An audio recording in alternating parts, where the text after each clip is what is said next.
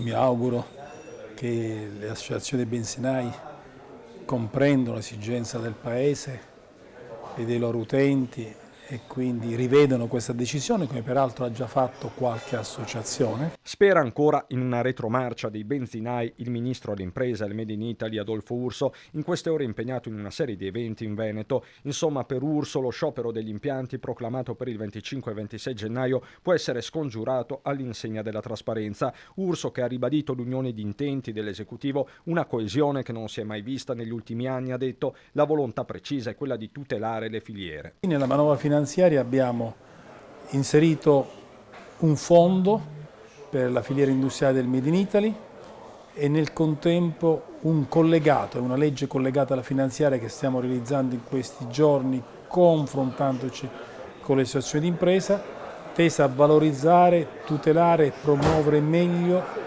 l'intero Made in Italy. E a proposito di filiere, Urso annuncia la linea dura del governo nei confronti dell'Europa sull'etichetta nuoce gravemente alla salute che potrebbe essere applicata sulle bottiglie di vino. Noi ci opponeremo in sede europea, così come abbiamo fatto con il Nutri-Score e l'abbiamo vinta.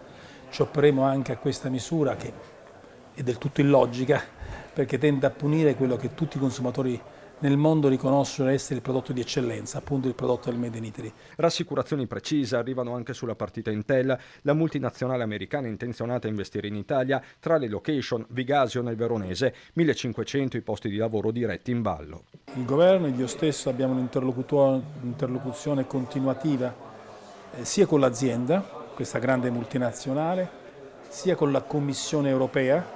Proprio stamattina ho sentito lo staff della Commissione che è dedicata a questo dossier perché si tratta di un investimento autorizzato dalla Commissione europea e di natura europea in più nazioni europee, l'uno con l'altro legati.